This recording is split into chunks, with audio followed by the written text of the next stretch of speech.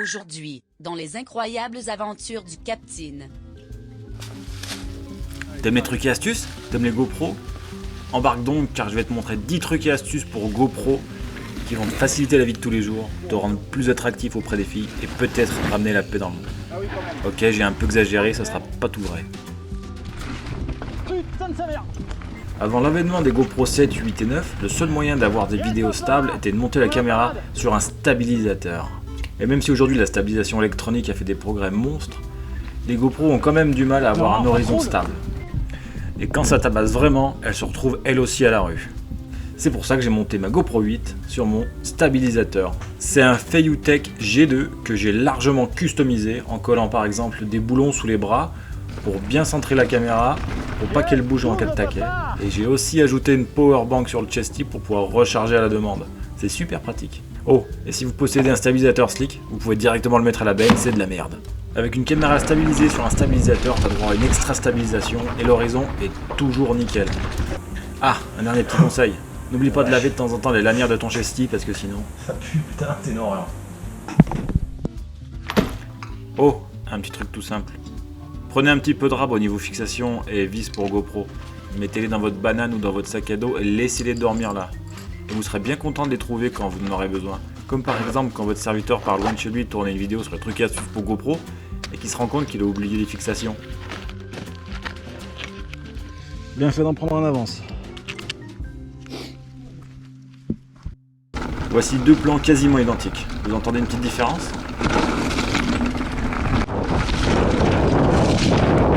Et ouais, la GoPro 8 elle a fâcheuse tendance de capter et d'amplifier les sons du vent et ça fait un rendu vraiment dégueulasse. Mais on peut remédier à ça tout simplement grâce à la moustache du Captain. Pas besoin de faire une transplantation de moustache, on va trouver de l'artificiel, t'inquiète pas. Pour vous faire une belle moustache à GoPro, il vous faut déjà une GoPro et ensuite du patin feutre, du neuf ou de la récup et dans mon cas, du double face. On va commencer par nettoyer et dégraisser la surface autour des micros. Oui, il y en a deux. Ensuite, on coupe un morceau de double face qu'on vient coller en faisant bien attention de ne pas boucher le port du micro. Si vous avez envie de vous embêter comme moi, faites un trou à l'emporte-pièce, sinon vous coupez votre adhésif en deux et vous le collez de part et d'autre. N'hésitez pas à appuyer pour que l'adhésif colle bien, enlevez le protecteur et venez tout simplement coller votre morceau de feutre que vous avez coupé à la bonne taille en l'appuyant un petit coup pour que ça tienne bien. Et le tour est joué. N'oubliez pas de faire pareil pour le petit micro qui est sur le côté et je vous garantis un son aux petits oignons. Attention quand même à ce que vous faites et ce que vous dites parce que ça s'entend bien. Allez, un petit rapide et facile. Achète-toi des câbles en rab. Tu vas chez Centracor, t'en achètes 3 pour 2 € et tu les mets dans ta voiture, dans ta banane, chez toi, partout où tu pourras en avoir besoin et tu les laisses là surtout. J'adore faire des plans fixes. Ça dynamise la vidéo, ça replace le rider dans son environnement. Et vous pouvez aussi reluquer votre magnifique serviteur, mais quel beau gosse. Et pour faire des plans fixes, j'utilise cet accessoire indispensable, un trépied Gorilla Pod de chez Joby. Et je peux vous dire que je l'adore. Il est petit et robuste, on peut l'entourer un arbre, même d'un gros diamètre. C'est le compagnon indispensable du plan fixe. Et pour gagner encore plus de temps à l'utilisation, j'ai installé une espèce de sangle sur ma banane, et en 2-3 mouvements, je l'attache bien solide, et je l'enlève aussi sec. Et si le Joby excelle dans les plans fixes, pour tout ce qui est plan sur le vélo, j'utilise la pince à niveau laser. Je sais pas comment ça s'appelle alors je l'ai baptisé comme ça, mais ce petit appareil est fait pour fixer un niveau laser dessus. Et comme je fais moins de travaux en ce moment, je l'ai réquisitionné et ça m'en fait le compagnon idéal pour les plans sur le vélo. On peut le fixer à peu près n'importe quel morceau du vélo et la seule limite c'est l'imagination. L'inconvénient aussi c'est que ça transmet un son absolument pourri à travers le cadre. Mais grâce à la magie du montage, vous pouvez bien entendu gommer tout ça. Bon, tu rentres de sortie, t'as fait un super tour, t'as fait des super images et t'as changé ta batterie en cours de route.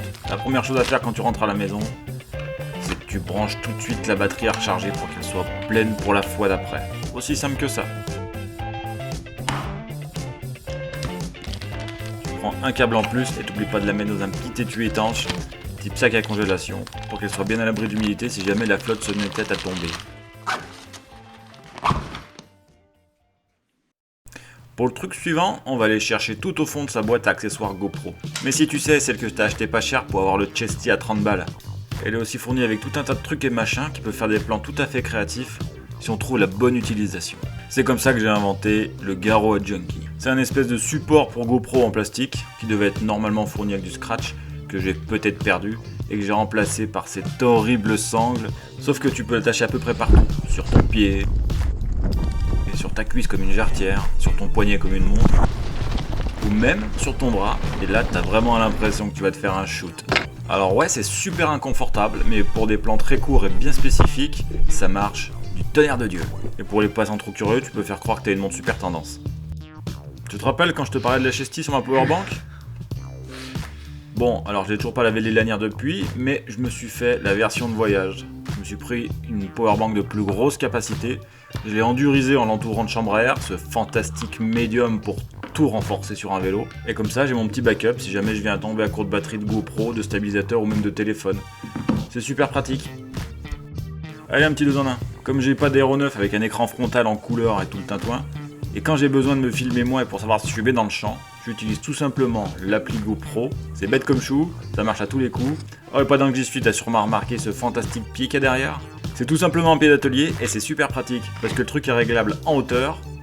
On peut incliner le bras, le tourner dans tous les sens, et on peut y coincer une GoPro comme j'ai fait avec un espèce de support flottant, ou même directement entre les mâchoires. Et tu peux faire des plans assez stylés comme celui-ci, et j'en suis particulièrement fier. Ça c'est ta tête, ou plutôt la mienne. Et il n'y en a pas une pareille. Elles ont toutes une taille, une forme, une couleur différente, mais elles sont systématiquement montées sur un coup. Et le coup, c'est un stabilisateur naturel. C'est le roi des gimbals. Et normalement, si t'es pas trop bête, quand tu fais du VTT, tu prends un casque comme celui-ci et tu le mets sur ta tête. Alors pourquoi ne pas y monter une caméra ? Il a tout un tas de surfaces qui sont parfaitement adaptées pour y monter une GoPro. Comme sous la visière par exemple. Ça permet vraiment à l'audience de voir ce que tu regardes. Et en cas de chute, c'est un des endroits qui va dégager le premier sur le casque. Donc aucun risque de finir comme Schumacher. Et comme t'es censé regarder loin et anticiper ce qui va arriver, ça permet aussi de faire des transitions tout en douceur. Tu peux sinon en fixer une à l'arrière du casque pour avoir ce que j'appelle la rétrovision. Attention, c'est une marque déposée. C'est un bon moyen de voir ce qui se passe derrière. Comme ça, tu peux surveiller tes petits copains sans voir s'ils font des doigts dans le dos ou s'ils tirent la langue. Et comme c'est de la bonne séquence, ça serait dommage de la rater. Mais la rôle, selon moi, ça reste quand même le montage sur la mentonnière. Ça a tous les avantages de la caméra montée sous la visière, mais en plus, ça te la met à peu près au niveau de la poitrine, comme si t'avais un chesty. Et le résultat est vraiment tapis volant. J'adore ça. J'ai bricolé la mienne avec une pièce pour GoPro qui traînait en rap dans ma boîte à Rabio. Je sais pas comment elle s'appelle, mais vous en avez sûrement une qui traîne, et avec 3 colliers restants, c'était réglé. Maintenant que je t'ai filé les clés du succès, à toi de faire parler ta créativité. Si t'aimes les tutos un peu débiles et les trucs et astuces encore plus débiles, n'oublie pas de t'abonner.